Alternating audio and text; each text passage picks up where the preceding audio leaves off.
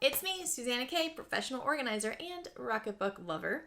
I just wanted to go through the brand new Everyday Planner by Rocketbook. Now this was just released, I think yesterday, and I wanted to give you a quick overview of what sets the Everyday Planner apart and how I'm hacking it and adjusting it to work for what I need. So hopefully this video will help you take your everyday planner and make it something truly unique to yourself and customized for you. Now, I do want to mention that Rocketbook was kind enough to send me the everyday planner so I could check it out and tell you all about it. They sent me the everyday planner and the matrix planner and some pens. So I wanted to thank them so much for that. Let's get started. So the everyday planner just came out a couple days ago or yesterday. I tried the Panda planner in the past. You can find that in one of my other videos about the different types of Rocketbook planners, and I was not as impressed. It did not have the customization that I wanted, although there were some pages in the Panda planner that I did absolutely love. So check that one out for other options. But the everyday planner is a lot more set up for general everyday use rather than planning your whole year out or really brainstorming. But it has some pretty cool features that I love. And honestly, I am super impressed with the everyday planner. So as usual, the first page has all of the destinations. You can write down which icons you've set to which destinations. Again, if you want more information about the technical how-to of Rocketbooks, check out some of my other videos. I go into that more in depth. But within the everyday planner, it's pretty cool because they actually have, the first page is sort of an overview of either the month or the year, whatever you want to use it for. I think it's designed for sort of a by the month overview if you wanted to do this page each month. But the way that I've sort of hacked this is for my year and for my month. I have some different goals and celebrations and rewards listed. So for the month of January, I have my main goal listed at the top. So this is my vision that I'm focusing on for the month. But then underneath, instead of doing each month's goals and achievements, I broke these down into my goals. And these are not necessarily for the month. These are just sort of goals I'm working on. I did not do all of them, and I may or I may not. I'm okay with not doing all of the goals that are listed. But then I added in a column that I call my woohoos. And this is where I can list anything that I'm super excited about that I accomplished during that month. So I wrote down for January, reached 15,000 people in the Facebook group and hired a new online business manager. And then each month I can list out some of the things that are sort of milestones that I'm celebrating, because it's really good to look back and see how short of a time it was that you've had such major growth. The days are long, but the years are short, people. Let me tell you. And then I have listed across from my goals the rewards that I will give myself if I reach those goals. So that's sort of how I hacked this page. There are a number of ways that you can do that. This is just my favorite way. Then with the everyday planner, the next section that they have is, it's kind of a column listing by month. So you can write information for each day, which I love these types of formats. However, I don't necessarily always use them how they're supposed to be used.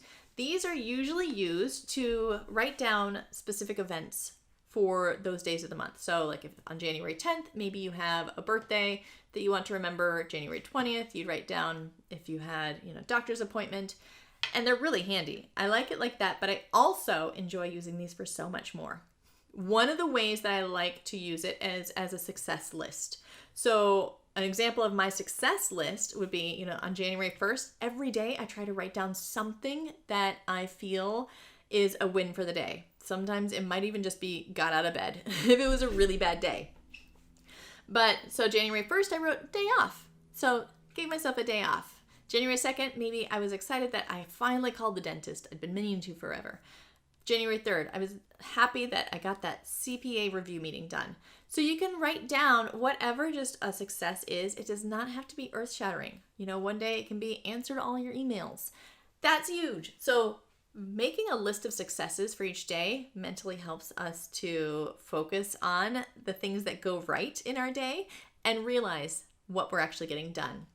But these types of lists, I also like to use them for birthdays and events. If you're keeping track of birthdays, you can include it for moods. So each day you can write down what your overall mood was. If you're tracking your moods and hormones and all of those types of things, you could use it for marketing content, what your focus is on that day for marketing content, tracking habits.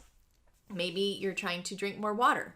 Then you could list how much water you drank on each of those days. And progress tracking. Sometimes you might just want to, maybe you're trying to lose some weight.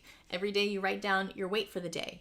So these types of pages are super handy for so many different things. And that's just a few ideas that you might be able to use. After that, they have one of those fillable calendar sections, which, I mean, those are great. I enjoy the fillable calendars when I'm planning things ahead. I don't really use them on a daily basis for my regular stuff, but I know that a lot of people do. So this one's reusable. You can write in the month, you can write in the days. It's got the notes sections, what the focus is for the month. It's pretty handy. After that, the next section that we come to is probably the one that I love the most. So this is a section, it's intended to basically plan out your days for the week. So you would write the month at the top, you'd write the day of the week and the date, and it's supposed to be morning, afternoon, evening, and you write down what your plan is for that day. And that's one great way to use it. Now, another way that I like to use it though, as you can tell, I use my little magnetic bookmarks in order to easily flip to pages within my Rocketbook, which I talk about in some of my tips and hacks video. But this one, I actually used just a Sharpie marker. This one I used a thin Sharpie marker because that way when I wipe off the Rocketbook page, the friction ink will be wiped off, but the marker will stay. So I can reuse this over and over. But I wrote down for the first part, if I complete nothing else today, I will at least do. And I write down my top priority. Then my next two priorities. I write down what the next two priorities are for the day. And then at the bottom, I write down any appointments, special notes, anything that I kind of want to remember for the day. And I can do that for all the days of the week. And this helps me because sometimes our to-do lists are so long. If I were to write everything down and try to fit it into the day, I would be overwhelmed and shut down. So knowing what the most important thing is for my day, and then the next two most important things, I'm much more likely to complete them. So that is one way that I kind of hacked this section of the Everyday Planner, and it works really well for me. But here's some examples of other ways that you could possibly do this. Now, I used some of this Post-it tape. This is a labeling and cover-up tape that I've mentioned before in my videos. This, I will say, it will leave a sticky residue. I've so far always been able to get it off of my Rocketbooks just by rubbing it and cleaning it afterwards with water. But it will leave a residue with the new Rocketbooks. I don't know if they've changed anything that might make that residue stay longer, but it is super handy. I like to use that for temporary labeling if I'm not sure if I'm going to keep it for a while or if it is truly temporary. So here I have an example of how I would use this whole section for batching, and then each day I would have my batching. So for example, I would have phone calls, all the phone calls that I need to make for the day, computer work, all of the stuff that would require me sitting in front of the computer and using that part of my brain, project work, anything where I need to immerse myself into the project would go here. So that way, when I'm batching, if you don't know what batching is, you can search my channel and I talk about it. But when I am batching my tasks and trying to do like tasks together, which is what batching is, then I can sit down and I can just knock out all of the phone calls. And it's so much easier because I can call the CPA, then before I even put down the phone, call the dentist, call Susan regarding the GMA project, and just keep my brain in that phone call mode before switching to something else. When you are doing this and grouping like tasks, it just helps so much with your brain. So for within the school, if you're using it for school, you could either use one column for all the different subjects. If you have 3 subjects, you could also do 2 columns. If you have 6 subjects, then maybe, Monday you use 2 columns, Tuesday you use 2 columns, however you want to do it. Now, if you're like me and you do videos or public speaking or speak at a meeting and you want to make sure to plan out what you're going to say, this is also really handy for that. So I will probably be using some of these pages for this, but for speaking and videos, you can do the title or the goal of the presentation and then your 3 points and then what that call to action is at the end. What do you want them to do? So for example, my Thursday talks, when I do live videos, I will probably use this to make sure that I stay on topic and give really good points. And I do those often. So this will be really helpful to plan for that. If you're in business, maybe you do marketing, you could decide, what marketing pieces are going out that week by social media, email, YouTube. You get the picture. This is a really great page to be able to group things out and see the overall picture. So if you're a caregiver or you're tracking moods and habits, or it could be for shopping and errands, it could be for meal planning and diet. So maybe for meal planning, you list breakfast, lunch, and dinner. Whatever you need, I absolutely love this section, and I'm so glad that they finally added this because it's a huge, huge help.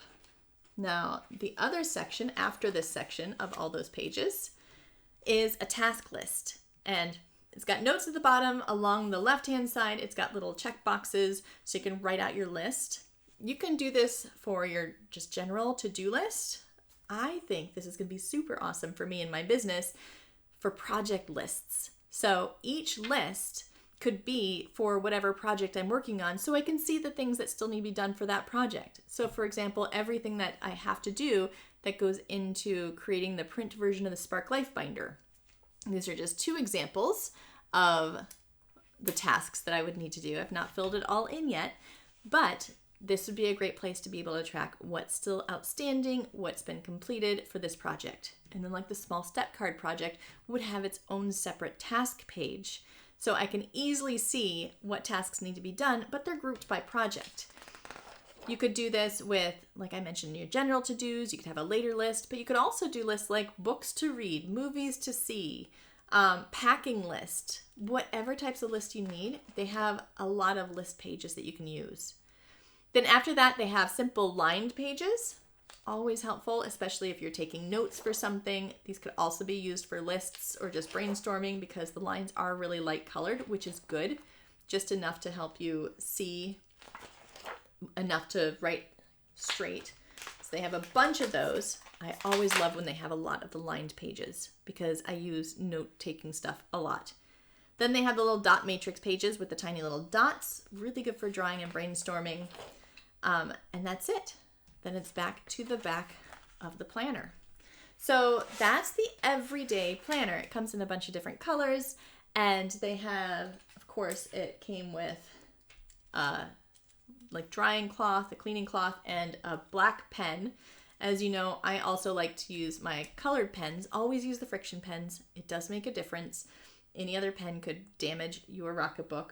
But I also did show you I have magnetic bookmarks. You can find these on Amazon or in my shop link. I'm sure in my shop link in the description. I have these magnetic bookmarks, and I just tape a Post-it flag or something to it. And of course, a Sharpie is really helpful if you are making any permanent changes to the template.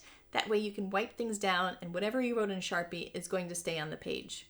I included all of these types of things in the hacks video that I posted on my channel, so check that out, as well as my other Rocketbook videos. I'm also sharing the link. If you want to grab a Rocketbook, you can grab one at the link that they provided in the description below. So again, thank you so much, Rocketbook. It does seem like they keep improving and improving. So this one, I've not tested it long term as far as ghosting of the ink, but so far it seems like erasing the friction pen is actually much easier on this new one, and their cleaning cloth is softer than, like, I'm OG. This is like old school. Still got the old microfiber on both sides. This one's kind of more velvety on one side. It's really nice. I hope that helped. Make sure subscribe to my channel so that you can get the latest on all the Rocketbook stuff, as well as organizing and productivity tips. And I hope that I will see you in the next video. I love you so much. See you soon.